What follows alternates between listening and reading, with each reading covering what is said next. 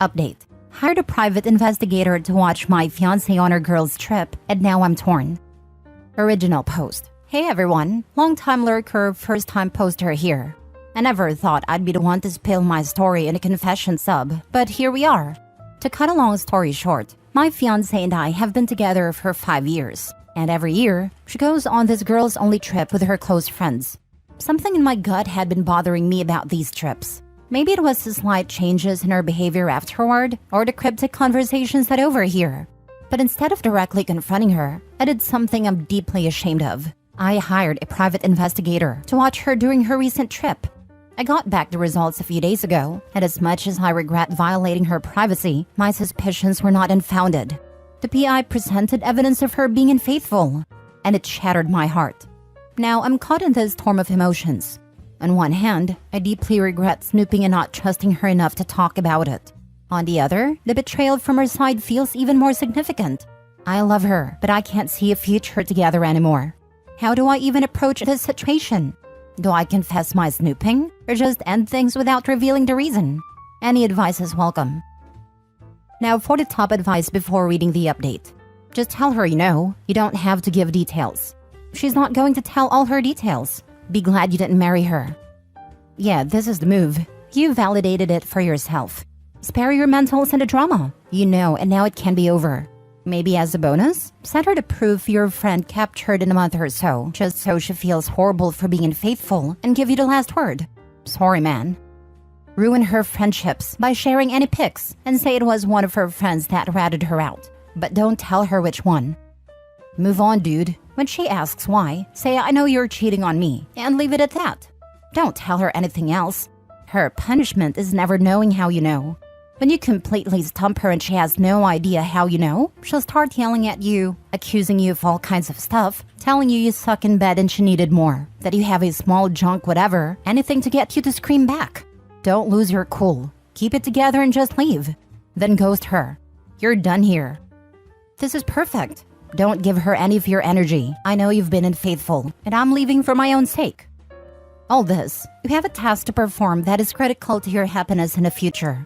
You will absolutely have emotions. Just know going in that you must remain rational and safe while completing this very important task. Tell her you know, tell her it's over, and tell her you need to be left alone for a while and maybe forever. You may want to avoid having to coordinate for personal items later, so gather your things that you can't live without. Good luck, stay focused. You do got this. I would definitely just go with an I know it happened, and maybe one undeniable detail, and give her enough rope to hang herself. I'd also let the partners of the other women on this trip know what they've been getting up to. At the very least, there is open collusion and infidelity going on. If you don't know all the partners, then host one last dinner party with specifically that group and their partners, then pull the man aside either individually or as a group. Then enjoy the show. Now for the update. Hey everyone! I've received many messages asking about this situation, and I thought it was only right to keep those who cared in the loop.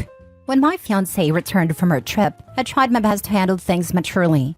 I gave her a chance to be honest, asking if there was anything she wanted to share about her trip. Instead of coming clean, she gaslit me, making me question my own perceptions and reality. Having the evidence I had, I confronted her about the affair. She was taken aback and immediately asked how I knew. I told her the truth, that I hired a PI. I didn't want to falsely accuse any of her friends, as some of you suggested, even though honestly part of me was tempted. She was furious. I've never seen her that angry in all our years together. Additionally, feeling it was the right thing to do, I shared the evidence with one of her friend's boyfriends, so he could be informed and consider getting tested if necessary.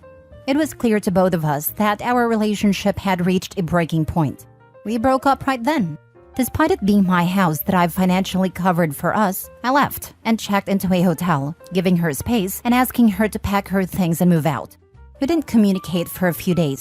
When she finally reached out, she expressed a desire to talk and perhaps find a way to mend things. But the trust was broken and I couldn't see a future for us, so I told her no. And now the part I didn't see coming, she's considering pursuing palimony payments. For those unaware, palimony is financially support provided to a partner in a non-marital relationship after a separation. I've been informed that due to the relationship laws in our state, this could very well be a real concern. I've initiated a process of hiring a lawyer.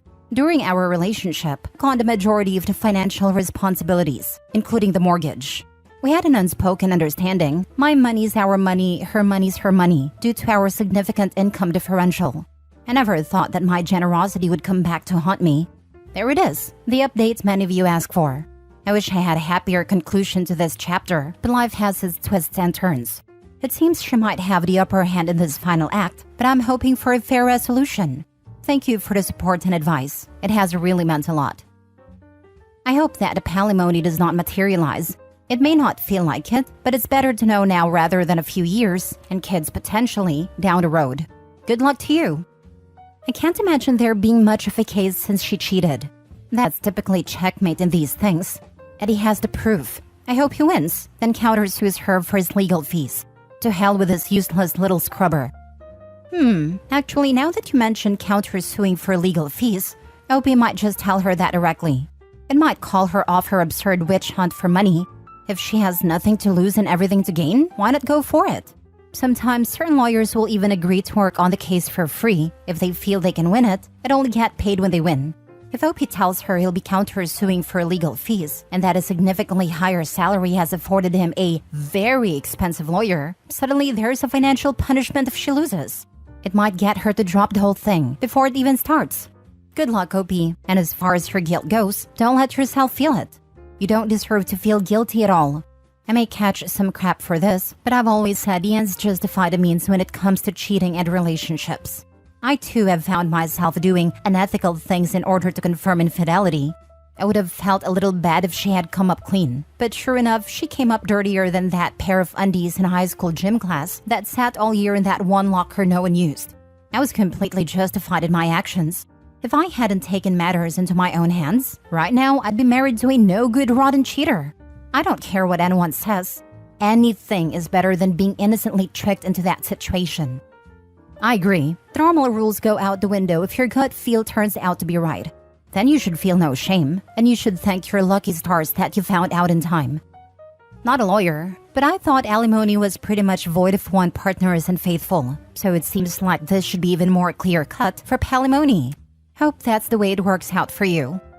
Not true. I live in a no-fault state. I know someone paying huge alimony to his cheating ex-wife who left him for another guy. But she's not his wife, and she is working, not a stay-at-home wife. His house, so he is paying the mortgage for his property. It doesn't imply him to agree to support her, but he should absolutely follow his lawyer's advice and stop talking to her. Frankly, I would ask the lawyer if exposing her cheating will not hurt his case. I would blast her and her friends online. She might be encouraged to get palimony by people around her who think she is the victim. When her cheating becomes public knowledge, they will stop encouraging her, and she will look like POS in their eyes going for the money of the guy she wronged. It might damage her reputation a lot, and she might back off on the money. Next story. Am I the a-hole for telling my ex-wife not everyone is a self-centered witch like her? I, 45 male, was married to my ex-wife, Kelly, 45, for 15 years. We have 2 children together, ages 16 and 10. We divorced 7 years ago. She left because I lost my leg. 15 years went down the drain because I was in a car crash. I was the main provider and we had a toddler at home that she couldn't care for us both. I'm not here to bash her on that. That's just the backstory. I'm now married to my wife of 2 years, Shay, 32. We are expecting our first child together, and she helps me raise my 2 since I get them every other week. She's incredible, everything that my ex wasn't. Kelly always makes comments about how the age difference is a red flag and how I should watch out. I've always brushed them aside, as I only have to see her during drop-offs and pickups. But ever since she's found out the news, she keeps reminding me that I am a 45-year-old amputee who will have to care for an infant, and if I'm sure I can do it and if she's gonna put up with it. Tonight, Kelly said to me that I better have a backup plan just in case. I snapped and said, "Not everyone is a self-centered witch like you." Kelly got mad and brought my kids home. It was supposed to be my week. I called and texted multiple times because I wanted to see my kids. She then sent me a long text that night about how she couldn't believe I could say something like that to the mother of my children, and that she was just warning me about what the outcome could be with such a younger woman, and how badly I hurt her feelings. I've yet to answer, but my wife knows I want to see my kids, so she says I should just suck it up and apologize. Am I the a-hole? Now for the comments. Not the a-hole. Your ex is not only a self-centered witch, but an incredibly bitter one too. She has no business commenting on your marriage. She's way out of line. Is she refusing to let her kids see you unless you apologize to her? I'd drag her to court. I'd like to, but we have no legal agreement, and I have no plan to take her to court. She makes more money than the two of us and has a bigger home. I don't want to risk losing anything, especially seeing my children. You won't risk not seeing your children if you go to court for custody arrangements. A court-arranged custody arrangement will prevent your ex from using your children as a weapon to beat you with. Go to court and get yourself a formal custody arrangement. My son's father and I split when our son was less than a year old, and even with it being amicable, we got a custody agreement in case one of us ever went nuts. Best decision we ever made, and it prevented a lot of arguments. This, I know legal terms like prenups and custody agreements set off alarm bells for a lot of reasons, but it really is best to get that stuff sorted out in writing while everyone still likes each other. My brother did the informal custody and alimony thing, where everything was all good with his ex, so he didn't feel a need to push for anything legal. I kept telling him this is the best time because everyone is on the same page, but he kept ignoring my suggestion. A year or so later, the ex breaks up with her partner and starts asking my brother for more money, and also starts to keep the kids longer out of spite. Things eventually get settled legally, but it was months and months of dealing with lawyers and such a waste of money on both sides. Last story. Am I the a-hole for hurting my father's mistress/wife? When I was 20, my family found out that my dad was cheating on my mom with our maid. They obviously got divorced, but since he stated that he was in love with a maid, the entire family did everything they could to secure our family wealth. Dad was disowned by his parents, and bottom line, he was left with nothing. After all of this, I was really traumatized and bitter. This was my dad, my male role model, my hero, and he was also the one to destroy our family. I admit that he tried really hard to keep contact with me and to explain to me that he still loved me very much and it had nothing to do with me, but I did not want anything to do with him. I cut him off entirely and refused any kind of communication with him for the past 9 years. Back then, I told him that he was dead to me, and for his sake, he should consider the same. Pretend he did not have a biological daughter anymore, and go play house with his mistress and her bastard daughter. I know he still kept tabs on my life, and each year he would send me messages on Christmas and my birthday, but I never responded. 6 months ago, I had a bad accident. I was driving home when a drunk driver hit me full force. The doctors let my family know that the injuries that I sustained were really bad and that they were doing everything in their power to save my life, but they should be prepared for everything. Luckily, I've fully recovered, but my dad has been insane ever since and trying to mend our relationship. He came to the hospital almost every day while I stayed there, but me refusing to see him did not make him understand that I want nothing to do with him. I recently changed my mind and decided to confront him and his mistress, now wife, because some relatives told me what the woman has been saying about me and my family. She has been talking trash, saying that it is not my fault for acting like this because I learned this from my family, mom and grandparents, and they are to blame for me being cruel. After hearing this, I cannot believe the audacity of this woman, so I agreed to meet my dad and her to set things straight. I think they got the wrong impression because when I went to meet them, they came along with her daughter and her husband. They were so disgusting. The woman had a stupid smile on her face and told me how happy she is that after all this time, I was giving them a chance, and how happy she is that her daughter will finally have the sister she always wanted. I made it clear that I am not giving them any chance. I told her that I know everything she has been saying, and if I learned cruelty from my family, then her daughter must have learned from her that being a cheap woman and sleeping with your boss makes you progress in life. I also told her that thank God she does not have a uterus anymore, so she cannot taint my bloodline with her creatures. I told the girl's husband to watch out, because what can be expected from such disgusting women? Before leaving, I told my dad that he has two options: either consider me dead, or divorce his joke of a wife, cut ties with that joke of a family, and come back into our lives. He told me that he cannot let me go, that I am his daughter, and that last years have been torture not being close to me. Again, I told him that if he expects forgiveness, he knows what to do, and if he really loved me that much, he will choose me this time.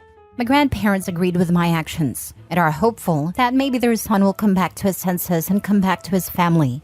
But one of my aunts, Dad's sister-in-law, said that it was a low blow for me to mention her incapacity of having more children, that I may have hurt her with my words.